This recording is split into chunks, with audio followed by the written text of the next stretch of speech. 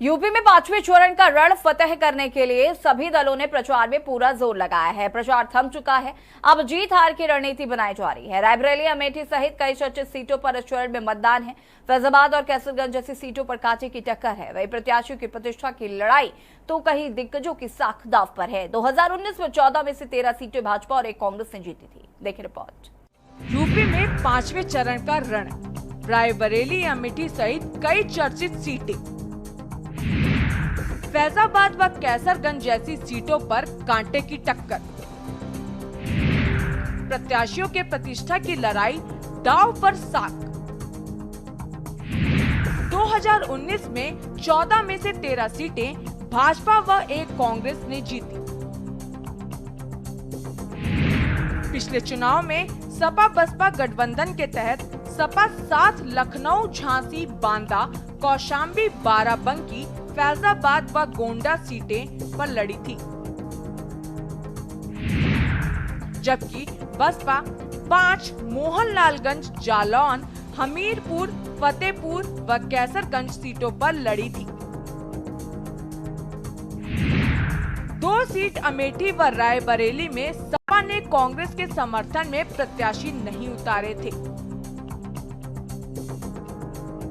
UP में अब तक 39 सीटों के चुनाव हो चुके हैं। पांचवें चरण के रण में प्रदेश की 14 लोकसभा सीटों पर चुनाव हो रहे हैं। इस चरण में जहां कांग्रेस की परंपरागत सीट रायबरेली और अमेठी का चुनाव होना है, तो फैजाबाद व कैसरगंज जैसी चर्चित सीटें भी शामिल हैं। बता दें कि 2019 के चुनाव में इसमें से 13 सीटें भाजपा व एक कांग्रेस ने जीती थी। पिछले चुनाव में सपा बसपा गठबंधन में सपा इन 14 में से 7 लखनऊ, झांसी, बांदा, कौशाम्बी, बाराबंकी, फैजाबाद व गोंडा सीटों पर लड़ी थी और दूसरे स्थान पर रही थी, जबकि बसपा 5 मोहनलालगंज, जालौन, हमीरपुर, फतेहपुर व कैसरगंज से लड़ी थी। 2 सीट अमेठी व रायबरेली में सपा ने कांग्रेस के समर्थन में अपने प्रत्याशी नहीं उतारे थे। कांग्रेस के लिए प्रतिष्ठा का सवाल, रायबरेली सीट। उत्तर प्रदेश की जिन सीटों की सबसे ज्यादा चर्चा होती है, उनमें से एक रायबरेली लोकसभा सीट है। ये राज्य की इकलौती सीट है जहां 2019 में कांग्रेस को जीत मिली थी। तब से सोनिया गांधी यहां से जीतकर लोकसभा पहुंची थी। सोनिया अब राज्यसभा के लिए निर्वाचित हो चुकी हैं। कांग्रेस ने काफी इंतजार के बाद रायबरेली से राहुल गांधी को चुनाव मैदान में उतारा है। भाजपा ने यहां दिनेश प्रताप सिंह को अपना प्रत्याशी घोषित किया था। एमएलसी दिनेश प्रताप सिंह फिलहाल योगी सरकार में मंत्री हैं। 2019 में रायबरेली सीट पर कांग्रेस की तरफ से सोनिया गांधी ने भाजपा के दिनेश प्रताप को हराया था। पिछले चुनाव में यहां 54.8% मतदान हुआ था। इंडिया के लिए 5वां चरण इसलिए भी महत्वपूर्ण है क्योंकि इसमें कांग्रेस की रायबरेली व अमेठी सीट का चुनाव है। सोनिया गांधी की रायबरेली सीट पर इस बार उनके बेटे और कांग्रेस के पूर्व अध्यक्ष राहुल गांधी चुनाव मैदान में हैं। अमेठी में केएल शर्मा स्मृति ईरानी को दे रहे टक्कर। केंद्रीय मंत्री और अमेठी की मौजूदा सांसद स्मृति ईरानी एक बार फिर भाजपा के टिकट पर यहां से मैदान में हैं। वहीं कांग्रेस ने नामांकन के आखिरी दिन गांधी परिवार के करीबी केएल शर्मा को उम्मीदवार बनाया है। बसपा ने यहां नन्हे सिंह चौहान को अपना उम्मीदवार बनाया है। 2019 में भाजपा प्रत्याशी स्मृति ईरानी ने तत्कालीन कांग्रेस अध्यक्ष राहुल गांधी को शिक्षक दी थी। पिछले चुनाव में यहां 54.8% लोगों ने अपने मताधिकार का इस्तेमाल किया था। अमेठी में गांधी परिवार के बेहद करीबी किशोरी लाल शर्मा भाजपा की स्मृति ईरानी को टक्कर दे रहे हैं। पिछला चुनाव यहां से राहुल गांधी हार गए थे। कांग्रेस के लिए प्रतिष्ठा बनी इन दोनों सीटों को जीतने के लिए राहुल गांधी और सपा अध्यक्ष अखिलेश यादव 17 मई को यहां संयुक्त जनसभा कर चुके हैं। कांग्रेस की राष्ट्रीय महासचिव प्रियंका गांधी वाड्रा यहां पर डेरा जमाए हुए हैं। लखनऊ में राजनाथ सिंह का साख का सवाल। लखनऊ लोकसभा सीट इस चुनाव में एक चर्चित सीट है। यहाँ से भाजपा की तरफ से रक्षा मंत्री राजनाथ सिंह चुनाव मैदान में हैं। भाजपा नेता के सामने सपा ने रविदास मेहरोत्रा को अपना उम्मीदवार बनाया है। मंत्री रह चुके मेहरोत्रा फिलहाल लखनऊ मध्य विधानसभा सीट से सपा के विधायक हैं। वहीं बसपा ने लखनऊ में सरवर मलिक को प्रत्याशी बनाया है। 2019 लोकसभा चुनाव में सीट पर भाजपा से राजनाथ सिंह जीते थे। 2019 में लखनऊ सीट पर 54.78% मतदान दर्ज किया गया था। कैसरगंज में दिलचस्प मुकाबला।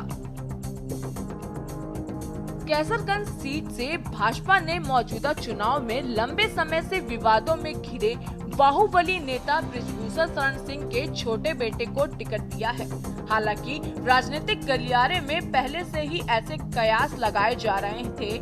इस बार बीजेपी बृजभूषण शरण सिंह का टिकट जरूर काटेगी और हुआ ही कुछ ऐसा ही। उनका टिकट तो कटा, पर भाजपा ने उन्हीं के छोटे बेटे करण भूषण सिंह पर दांव खेला है। इससे बाहुबली नेता जो अपने संसदीय क्षेत्र में दबदबा होने का दावा करते हैं, सच साबित होता दिखाई पड़ रहा है। यही कारण है इतना संगीन अपराधों से घिरे होने के बावजूद भाजपा ने उनके परिवार की तरफ रुख किया है। कैसरगंज सीट 1996 से 2009 तक लगातार सपा के पास रही है। इस बार सपा ने यहां से भगत राम मिश्र को चुनाव में उतारा है। फतेहपुर बीजेपी सपा के लिए नाक का सवाल। फतेहपुर लोकसभा सीट भी सपा के लिए नाक का सवाल बन गई है। यहां से सपा के पूर्व प्रदेश अध्यक्ष नरेश उत्तम पटेल चुनाव मैदान में हैं। इस लोकसभा सीट पर 67 साल बाद बीजेपी को हैट्रिक लगाकर इतिहास रचने का अवसर मिला है। इस मुकाम को हासिल करने में सपा को ओबीसी उम्मीदवार से साइकिल की रफ्तार भाजपा के लिए सिरदर्द बनी हुई है। वहीं बसपा के ओबीसी प्रत्याशी होने के साथ मुस्लिम मतदाताओं के ध्रुवीकरण से सपा को भी इस सीट पर बतौर नुकसान इसका खामियाजा भुगतना पड़ सकता है। कौशाम्बी सबके अपने अपने दावे। कौशाम्बी से सपा के राष्ट्रीय महासचिव इंद्रजीत सरोज के पुत्र पुष्पेंद्र सरोज चुनाव मैदान में हैं। लखनऊ की मोहनलालगंज सीट पर भी सपा पूरा जोर लगाए हुए है। 1998 से 2009 तक ये सीट लगातार सपा के पास रही है। इस बार सपा ने आर.के. चौधरी पर दांव लगाया है। लोकसभा चुनाव को लेकर कौशाम्बी और प्रतापगढ़ में राजनीतिक हलचल तेज है। कुंडा विधायक और जनसत्ता दल के राष्ट्रीय अध्यक्ष रघुराज प्रताप सिंह और राजा भैया का इन इलाकों में अच्छा खासा प्रभाव है। ऐसे में उन्हें साधने के लिए बीजेपी, सपा और बसपा तीनों दलों के नेता जुटे थे। बहरहाल उन्होंने न्यूट्रल रहने का फैसला किया है। गोंडा बाबा की सीट पर पोती का दांव। गोंडा लोकसभा सीट पर वर्ष 2019 में समाजवादी पार्टी के दिग्गज नेता बेनी प्रसाद वर्मा चुनाव जीते थे। उन्होंने 2014 का चुनाव कांग्रेस के टिकट से लड़ा था और हार गए थे। अब उनकी सीट पर उनकी पोती व समाजवादी पार्टी सरकार में मंत्री रहे राकेश वर्मा की बेटी श्रेया वर्मा चुनाव मैदान में है। श्रेया ने देहरादून के विल्हम गर्ल्स स्कूल से पढ़ने के बाद दिल्ली के रामजस कॉलेज से इकोनॉमिक्स ऑनर्स की पढ़ाई की है। फैजाबाद में सपा का दलित कार्ड कितना असरदार। फैजाबाद सामान्य सीट होने के बावजूद सपा ने इस बार दलित कार्ड खेला है। यहाँ से वरिष्ठ समाजवादी नेता व 9 बार के विधायक अवधेश प्रसाद को सपा ने उतारा है। भव्य राम मंदिर बनने के बाद भाजपा भी इस सीट को जीतकर पूरे प्रदेश में संदेश देना चाहती है। यहाँ से भाजपा के लल्लू सिंह लगातार तीसरी जीत के लिए मैदान में हैं। जालौन बीजेपी की फंसी प्रतिष्ठा। जालौन सीट की बात करें तो 2019 के चुनाव में भारतीय जनता पार्टी को जीत मिली थी। प्रदेश के बुंदेलखंड अंचल में भी राजनीतिक हलचल है। इस अंचल की Jalaun Lok Sabha seat high profile सीटों में से एक है। यहाँ से सांसद केंद्र की नरेंद्र मोदी सरकार में केंद्रीय मंत्री हैं। अनुसूचित जाति के लिए आरक्षित जालौन लोकसभा सीट से भानु प्रताप सिंह वर्मा सांसद हैं। जालौन शहर कभी मराठाओं के अधीन था और मराठा राज्यपाल का निवास स्थान हुआ करता था। भाजपा से लगातार 2 बार भानु प्रताप वर्मा सांसद हैं। इंडिया गठबंधन में ये सीट सपा के खाते में आई है। नारायण दास अहिरवार को सपा ने चुनाव मैदान में उतारा है, जबकि बसपा से सुरेश चंद्र गौतम पर दाव लगाया है। झांसी, बीजेपी को हैट्रिक की आस। झांसी लोकसभा सीट पर कांग्रेस का दबदबा रहा है। कांग्रेस ने इस सीट पर 9 बार जीत दर्ज की है। शुरुआत में लगातार 5 बार कांग्रेस के उम्मीदवारों को जीत मिली थी। इस सीट पर पिछले 10 साल से बीजेपी का कब्जा है। बीजेपी के पास जीत की हैट्रिक लगाने का मौका है।